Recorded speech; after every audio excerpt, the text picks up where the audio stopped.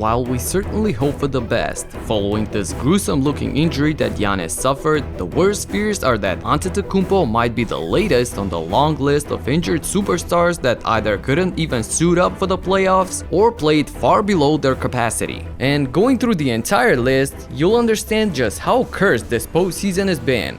What up everybody, my name is Stefan and this is Heat Check. Let's get into it. It all started back in April, 18 games before the playoffs even began. Jamal Murray drives against the Golden State defense, but as he tries to take off for the layup, the immediate reaction and subsequent tumble to the ground. A non-contact injury which we later found out was a torn ACL. This would end the season for him and the Nuggets in a way, as they realized that their championship hopes are gone. Although Denver was able to actually win a series against the Blazers through great unselfish play, which is of course a signature style for this team, the Phoenix Suns were too much for them in the second round, resulting in a 4-0 sweep. Meanwhile, during that same time frame in April, the Boston Celtics were looking into every possible option and scenario to handle the wrist injury of their star player, Jaylen Brown. He actually appeared in some games and tried to see how he would feel, but eventually it became apparent that the torn ligament in the wrist needed surgery and Brown was shut down just days before the playoffs. There was one player who actually played great in the postseason, despite missing the first game and still feeling the after effects of an injury from earlier in the season,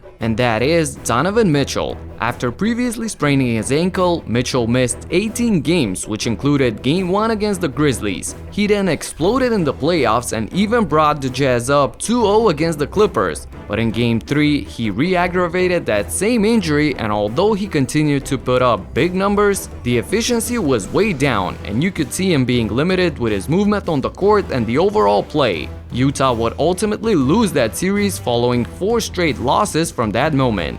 Another reason for the loss, however, was the fact that the Jazz were missing another big-time player in Mike Conley for the majority of the second round series. Conley injured his hamstring against Memphis and would sit out all the way until Game 6 of the second round, which turned out to be the last one of the season for him and his team. And let's remind ourselves of one star-studded yet injury-riddled matchup in the playoffs. In Game 1 of the Suns vs Lakers showdown, we saw Chris Paul go down in pain with a shoulder injury early in the game. He wouldn't be the same for the rest of the series, but fortunately younger guys like Cameron Payne stepped up and filled in the playmaking role. Of course, all credit has to be given to Phoenix for the way they've played throughout these playoffs. However, we have to mention the struggles for the Lakers since that's the topic of this video. LeBron James did not look 100% in that entire series, as he was dealing with an ankle injury, missing 26 of the last 30 games of the regular season. And you could see that at times James was lacking the acceleration and the lift that we're used to seeing with him.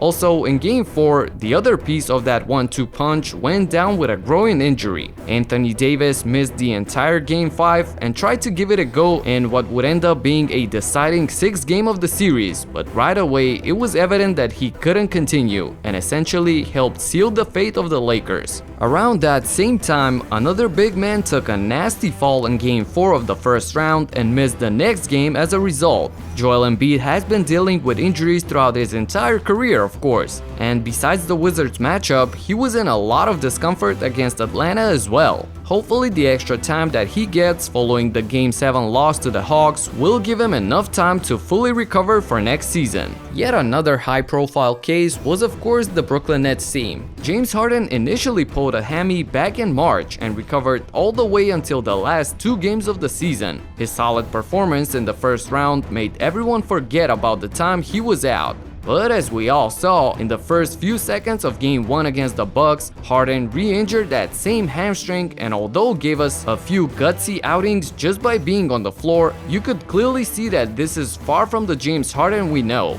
To make matters even worse, his buddy Kyrie Irving went down as well in Game 4 after landing on Antetokounmpo and twisting his ankle. He would miss the rest of the series, and the heroics of KD weren't enough to save the Nets as they lost in that epic Game 7 in overtime. And even in the conference finals, there are still injuries having an enormous impact on the teams. First, there was the Chris Paul COVID situation, and all that CP3 could do for the first 2 games was to FaceTime them post-game. Luckily for him, the Suns won both of those games and they're still very much in play, in fact just one win from reaching the finals. On the other hand, Kawhi Leonard has been watching the Clippers from the stands through each of the first 5 games after twisting his knee in the 4th game of the second round against the Jazz. The team, however, hopes that he could be back for the next one as his status has been updated from out to a game-time decision. And the last player to go down before Giannis was Trae Young in this freak accident tripping on the referee's leg.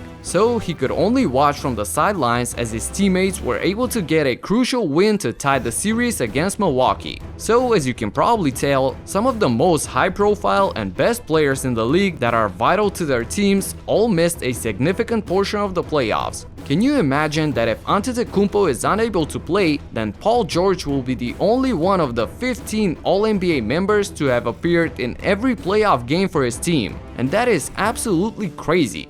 Bill Simmons from The Ringer even went as far as saying that this would be the most unimpressive way to win a title, with all the injuries that hurt all these stars. So I say this without shade. I say this without any vindictiveness at all. And I don't even like the word worst, because worst insinuates that something bad has happened. It's a great thing to win the NBA title. It's not Milwaukee's fault that everybody got hurt. It's not Phoenix's fault that everybody got hurt. Somebody's got to win.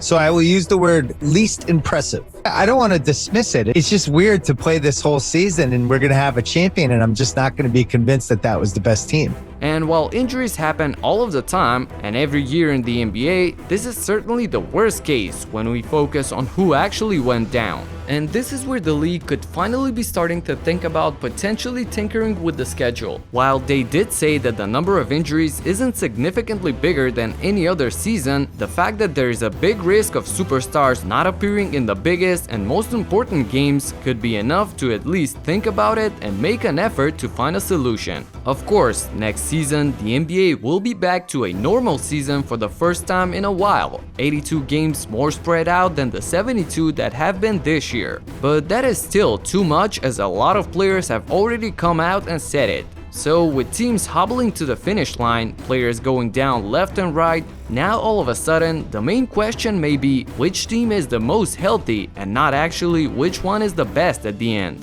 As a fan of the NBA first and foremost, I just want to see the teams at full strength competing at the highest level, and it's not really important to me anymore who actually wins the championship. I'm just fed up with all of these injuries. Anyway, a bit of a strange video to make in the middle of the conference finals. Let's hope that I don't have to make any more of these. That's it for now. Subscribe and talk to you in the next one. Peace out.